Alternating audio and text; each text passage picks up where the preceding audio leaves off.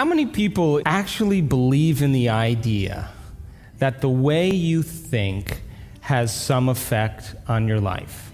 So how many people actually woke up this morning and consciously created a future? You know, the biggest reason why people don't do it is because you don't really believe it's true.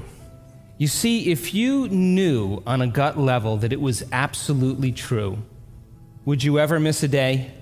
And would you ever let any thought slip by your awareness that you didn't want to experience? So your brain, according to neuroscience, is organized to reflect everything you know in your life. Your brain is a record of your environment. It's a record, an artifact of your past. So if you believe this, then does your environment control your thinking, or does your thinking control your environment? So if you wake up in the morning and you get out of bed on the same exact side as you did the day before, you shut the alarm clock off with the same finger, you slip into your favorite slippers, you shuffle into the bathroom and you use the toilet like you always do, then you walk over to the mirror and you look at yourself to remember who you are, then you get into the shower and you wash yourself in the same routine way, then you groom yourself to look like everybody expects you to look. Then you go downstairs and you drink coffee out of your favorite mug.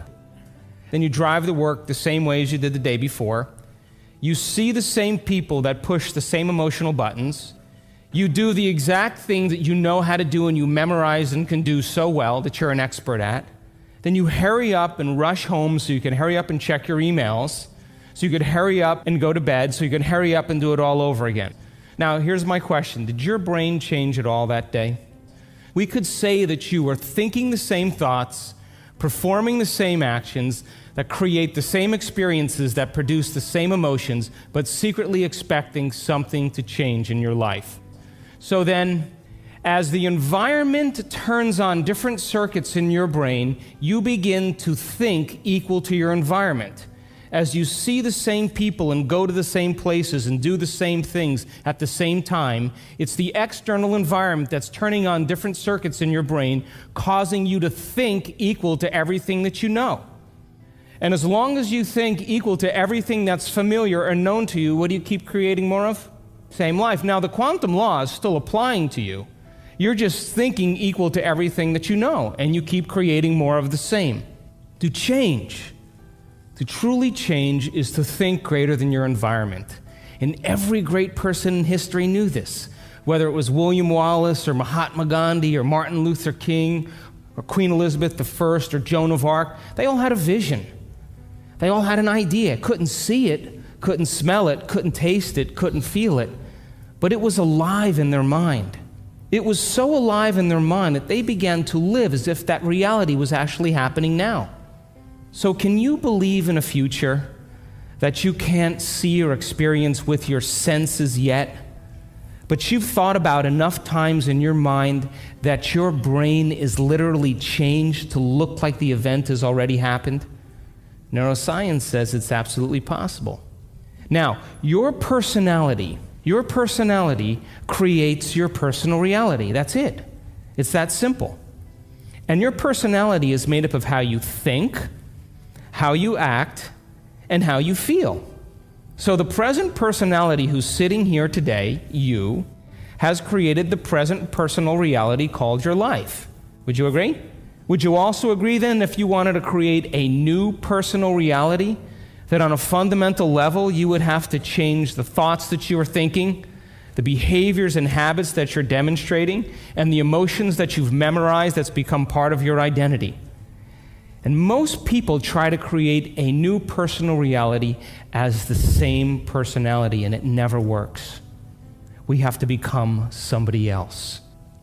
So then, as you keep thinking the same thoughts, performing the same actions, and living by the same experiences that produce the same emotions, there's a principle in neuroscience that says nerve cells that fire together wire together. And if you keep repeating the same states of mind and body over and over again, your brain begins to fire in the same sequences, in the same patterns and same combinations. And whenever you make your brain work in a certain way, that's called mind. Mind is the brain in action. So as you remind yourself every day who you think you are, you're causing your brain to fire in the exact same ways. And as they fire and wire in the same patterns over time, the brain moves into a very finite signature, and that's called your personality.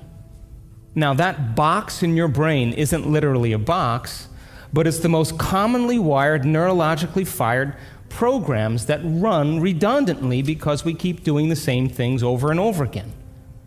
To change your mind, then, is to make the brain work in new sequences and new patterns and new combinations, to begin to make the brain work differently. And the one ingredient that allows us to do that is knowledge or information. Because every time you learn something new, you make a new connection in your brain. That's what learning is. Learning is forging new connections. Remembering is maintaining or sustaining those connections. So now, every time you have a thought, you make a chemical. And if you have a great thought, or an unlimited thought, or a joyful thought, you turn on a set of circuits in your brain that fires in a very specific sequence, pattern, and combination, that produces a level of mind, that turns on another part of the brain that makes a chemical for you to begin to feel exactly the way you were just thinking, great or unlimited or joyful. Now, if you have a negative thought or an unhappy thought or a self-depreciating thought, you turn on a different set of circuits and a different combination, a different sequence, and a different pattern that produces a different level of mind. And the brain then begins to make a different batch of chemicals that signals the body for you to begin to feel exactly the way you were just thinking, negative or unhappy or unworthy. So the moment you begin to feel the way you think, because the brain is in constant communication with your body, you begin to think the way you feel, which makes more chemicals for you to feel the way you think, and then you think the way you feel, and then you feel the way you think, and then you think the way you feel. And some people do this for 20 or 30 or 40 years.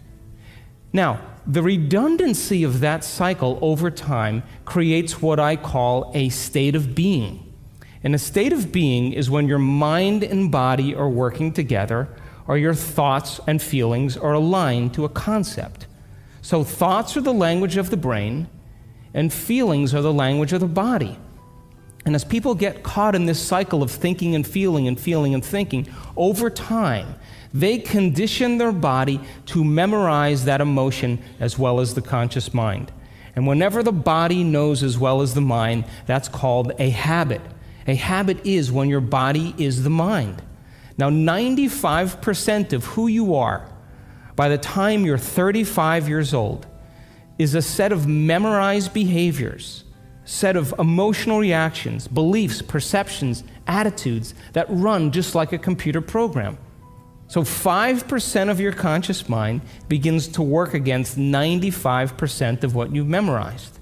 So the person wants to think positively, but they're feeling negatively.